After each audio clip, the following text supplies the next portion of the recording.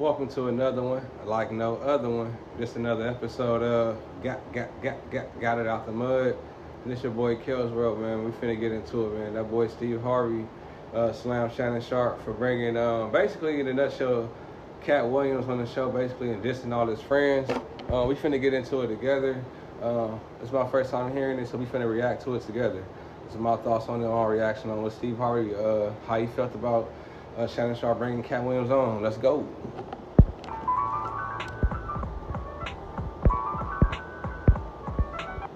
In America, Steve Harvey Morning Show, 112 Mars. I got 9 million listeners. I'm controlled by FCC. The problem is, these people go get these podcasts who have no FCC rules to abide by. But you have to remember, even though you're on a podcast, you still got a brand. Yeah.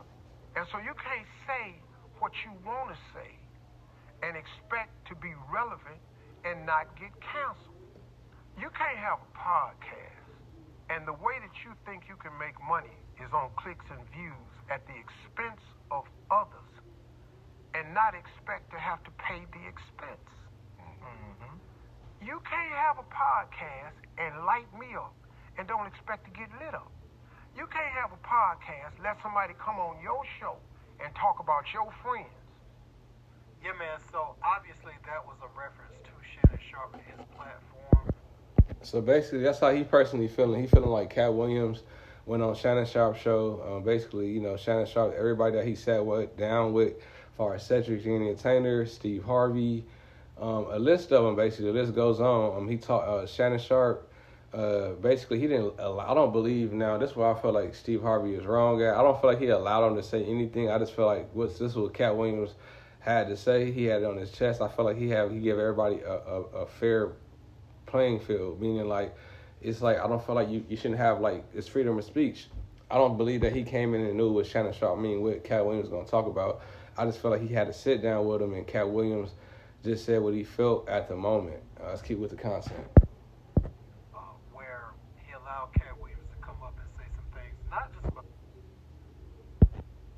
Halloween material, one Halloween. I'm watching, somebody called me and said, man, homeboy doing your material. So he did my whole Halloween run. And I know he didn't think of it. And this is true stuff that really happened to me. Uh-huh. And so my thing is, you didn't have to do that, homeboy. Right. So, you made enough money. You made enough money, you did enough, why are you on my material? Right? So Mark Curry did verify that Steve Harvey was taking his material, and we hear about that a lot amongst comedians where they may do something and people will take from them, but you also have those comedians that take whole sets from people and try to do it on a larger platform than they have to make it appear as if it's their own material. Now, we're going to get into what Steve Harvey said, because he had more to say on the pivot. Let's check it out. Have a podcast, let somebody come on your show and talk about your friends. I agree. Okay, you got a podcast. Y'all got a guest on here, and he starts slamming Fred. He knows something about Fred happened in the past, with loud not, and just start slamming Fred. Y'all got to shut that down. Yeah. Because this your brother. You got to protect him. And you got to protect the brand. They don't do that no more. So you come on my show. You spread all these lies about some people that I call my so-called friends. And I just let you sit there and check it. And because your podcast had so many views on that right there, your next guest is the same type of guest. Because now you want your money to be made off clicks and views at somebody's expense. Well, now guess what? You got to pay for that. Because once you put it out in the universe that I want clicks and views, the universe does not differentiate. It just gives you clicks and views. So now, here they come the rest of them. And now you got clicks and views. I want to share this video because I saw some trolls in the comments when I was covering this. So basically, in a nutshell, Steve Harvey just like letting people know that, like, okay, he didn't keep it real at all. Basically, he let Cat Williams on the show. He let him do what he wanted to do. He let him talk about us. He never, not once, checked him and said, hey, come on, man, let's go to commercial break. he just let it keep going on.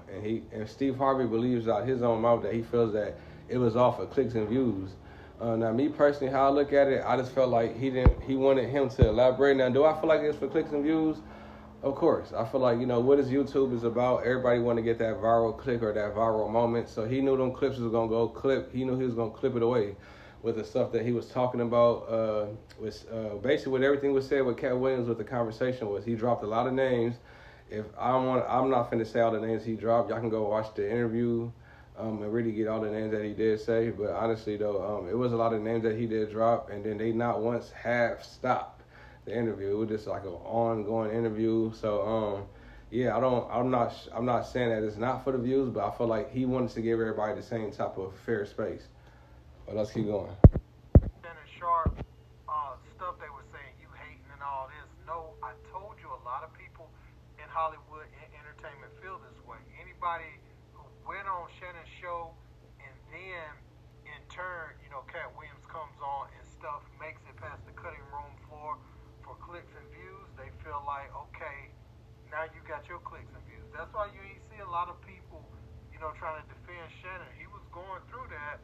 It was like, well, whatever, with a lot of people, that's what they were thinking, because he was able to monetize off of somebody going at them, and he didn't think enough of it. Was like, dang, I don't need that money. Now, obviously, you do have these platforms. Like I said, I believe that's a lot. Like, I feel like he thought about it. Like, I feel like it was a viral moment. Like I said, I'm not finna give him no leeway. I just feel like I said, he wasn't gonna stop the conversation, because I feel like he not once stopped nobody from saying anything. So I feel like it was a fair play in ground field. But I just felt like it went a little bit too far. Not on Shannon Sharpe. I feel like it had nothing to do with him. I feel like Cat Williams a grown man, and he should be able to control what he's supposed to do. Now, could he check him? Yeah, he could have said, hey, yo, man, da-da-da. But, Cat Williams going to do what he do, and it's going to make his fan, it's not going to make him look crazy, but at the same time, why would you stop another person who's talking? You never did that before. You know what I'm trying to say? And this is what his expressions is. This is not how Shannon Sharpe feel about them. That's how I feel about it, man. Y'all let me know y'all thoughts. Y'all can go watch the rest of the content if y'all want from ATA channel around the association. Shout out to him for this video drop. But y'all let me know y'all thoughts and comments down below. All right. But this is another episode of Got It Out the Mud. And we gone.